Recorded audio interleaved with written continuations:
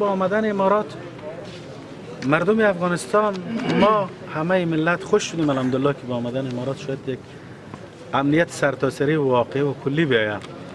ولی متاسفانه نمیدانم مشکل در کجاست. ما شاهد امنیت اونچنانی نیستیم.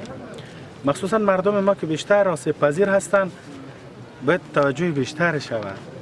وقتی که مردم در قلمرو حکومت امارات قرار دادن، امارات اسلامی موظفه که از جان و از خون و از عزت و حتی شرف مردم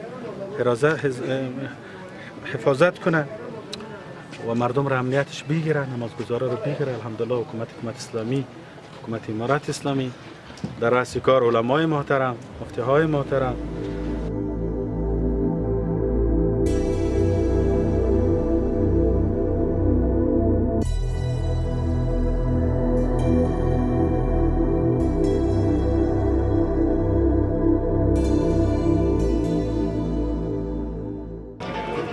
در طولی که ما عمر شدن دیگه در نماز جمعه در محراب نماز به شهادت برسه این دردناکترینه دیگه. تویی که در مقابل هم قرار میگیرن کشته میشه، یک رد علایت است در مسجد، در خانه خدا، در وقتی که به سوی پروردگار ساجد طرف پروردگار مناجات دعا کنه دیگه خودش دردآور است. امارات اسلامی جدا میخواهیم که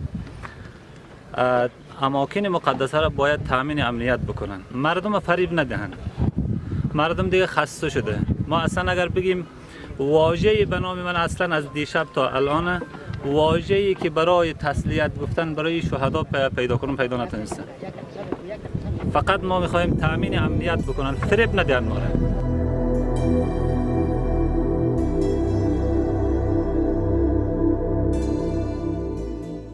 دا کومه پیښه چې تېره ورځ د کندوز ولایت مرکز خان آباد بندر سیمه کې د اهل تشیع په جامع مسجد کې د فتنهګرو لخوا شوې وه، موږ دغه ناوړه عمل په کلکو ټکو غندو او موږ د خپلو هېوادوالو په دې ستر غم کې ځان شریک بولو او د دې وحشت لرونکي پیښو عاملینو پلټنه روانه ده.